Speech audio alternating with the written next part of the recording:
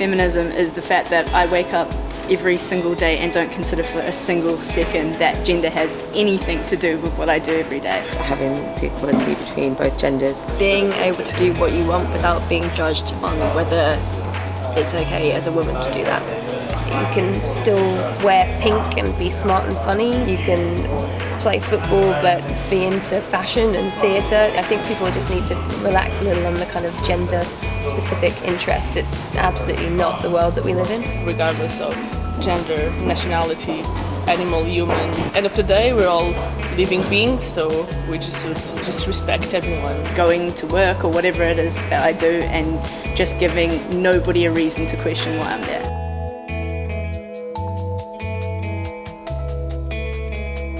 First of all is my mum. She took 11 years to study part-time to graduate and get a degree, which was really inspiring growing up. You know, you've got the Queen, who's just a living legend. Females that inspire me, I guess, are ones that are closer to me personally. I grew up with two older sisters. They're both about 5 and 6 years older than me. So I guess through my upbringing, just in general, I looked up to women and my sisters. Everyone will roll their eyes when I say this, but Beyonce. I pretty much live by the school of Beyonce on most things, but I think that the thing that really gets me about her is I'm so obsessed with what a marketing genius she is, how much she controls and looks after and protects her image, and I think that's incredible. And I think as women we should all do that. Not just image, just her art, everything she does. And she's so protective of it, and no one f***ed with her, right? Pippi Longstocking is do you know who she is? So Pippi Longstocking is a Swedish character from a novel. I was obsessed with her as a young child with two older brothers wrestling all the time, and she was this super, super strong girl with a really, really firm moral compass. I just wanted to be her. Jane Elliott, she's a known feminist and anti-racist activist, and she's famous for the blue eye, brown eye experiment, showcasing how basically segregation and racism affects human beings. She's been fighting to basically surmount racism. I think women that inspire me are mostly women who try to kind of change the world and fight with the kind of patriarchy that kind of governs our world, try to fight with racism and inequality, and not just focus on themselves and what they can achieve, rather change the world so everyone else can also achieve and everyone else can also succeed in this world. Emma Watson, with everything that she stood up for, she's been amazing. Another one for sure is Mindy Kaling for me. What's so cool about her and what so many of us find so easy to relate to her about is by Hollywood standards and what we know of Hollywood standards, she should never have been famous, right? And that's what she sort of says herself, which is ridiculous. But everything she's earned and all of her success is pure talent, pure raw talent, but also work ethic. I don't think females talk enough about how to succeed.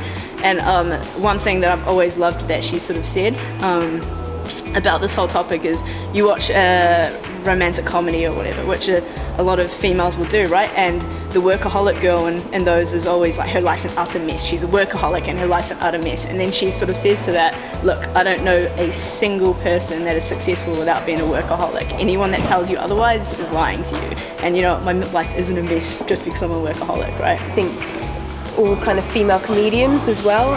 There's some pretty awful ones, but there's some awful male comedians as well. It wasn't a thing for women to be funny. The first ones, like June Carter and people like that, when they first started cracking gags on the stage and stuff, that's pretty amazing to me. My mum, really ambitious. She's a really strong, independent woman. I'm gonna go with Serena Williams for sure. For me, she's just the whole idea of beautiful and strong. Her career in tennis is absolutely amazing, but not just that. She gives her face to numerous charities, and she helps a lot of people, and she has really strong messages about kindness and being humble. Not just women, but everyone in general, just supporting each other. So yeah, I think she's an absolute amazing role model. Yeah, so I've been really lucky throughout my career to work with some really inspirational, just great female co-workers and even bosses.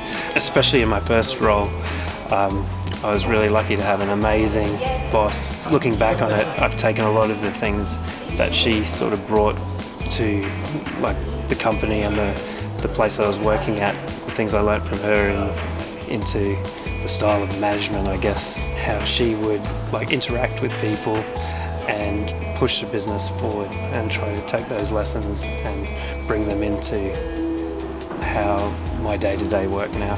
She was like a really cool boss, and I'm so grateful that she took a chance on me at that point. Obviously now I work with like a heap of great co-workers and they're all awesome. Emily and Cara. I think it's great to just have a balance of different opinions that everyone can learn from. And another one, like on a slightly more personal note, is Yonja Bernini, who is the VP of Marketing at Google for EMEA. I'm a really big fan of hers, mostly because I work really closely with Googlers, right? She's a female boss and I see her entire team unanimously love her. I'm so against this sort of really masculine, bullying, aggressive style of management. And what's super cool about her is she manages to be like so nice, so strong, so smart, so good at what she does, obviously. She's not aggressive, she's supportive, she's trusting in everything of her team, and I think that's so cool, and I've really used that as inspiration with ours. Yeah, I think it's really important to show that sort of kindness and respect of your team is a far more effective tool than fear, and that's really rare in management in big companies, I think.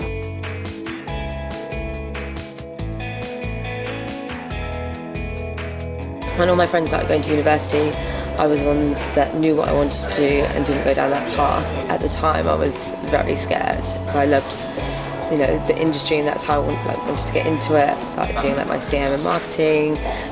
So I was working and doing courses because I kind of panicked that my friends were at university and I needed to gain qualifications as well. And that's where I built all my confidence and really kind of excelled and knew exactly what I wanted to be doing, which was the digital side. I did grow up with brothers. I grew up my whole life watching video games because I'm 8 years younger than him and I sucked too much at Sonic, so I'd lose a life. So I'd watch him play video games. I'd build computers with him, build computers and stuff. So I was always really interested in technology, and when we got computers in our house, when we got internet and everything, that was the coolest thing ever. I was super interested in it. There was never a sort of thought that I'm a girl, I shouldn't be interested in this stuff. I was obsessed with it. My dad would tell me to go outside and play, and I was like, no, this is cool, trust me, this is going to be good.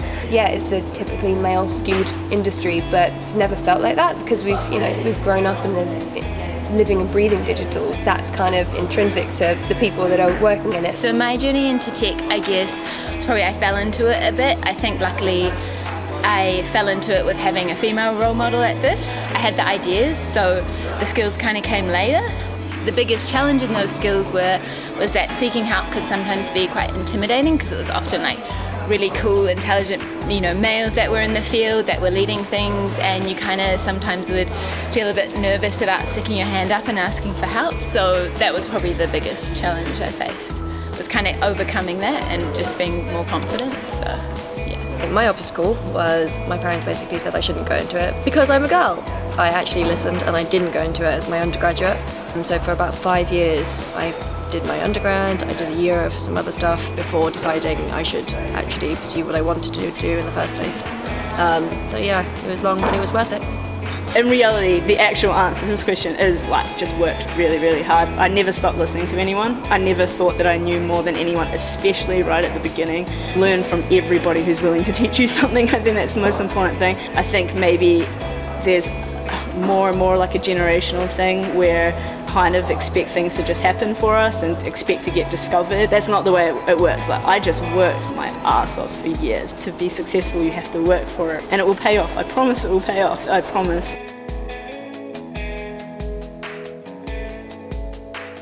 I wouldn't change anything. I always have those moments where I was like, should I have gone to university? But then I wouldn't be here.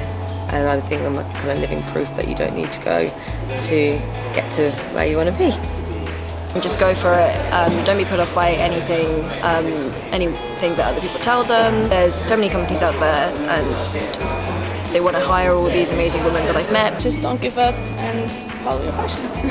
I think advice to my younger self would just to be a bit braver.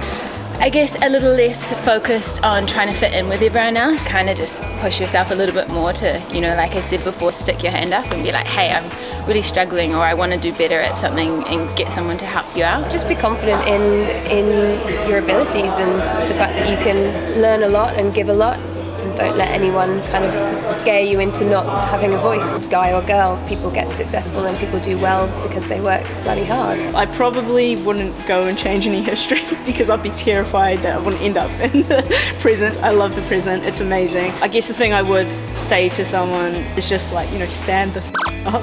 No one's going to discover you, no one's going to ask you the question that you want to be asked. You've really got to stand up and put yourself out there, and no one has the right to sit you down, right? One thing I really, really, really believe in is it's your own job to make yourself invaluable in something. Only you can set your value, right? No one else can set your value. You own the value of what you do. It is your job to decide whether you want to be invaluable or not. Therefore, decide how much you care about your career, how much you don't. Do everything you can to be irreplaceable and, invaluable. If I could give anyone any tip, that's the most important thing, and you'll do so well. There's no way you can't succeed that way.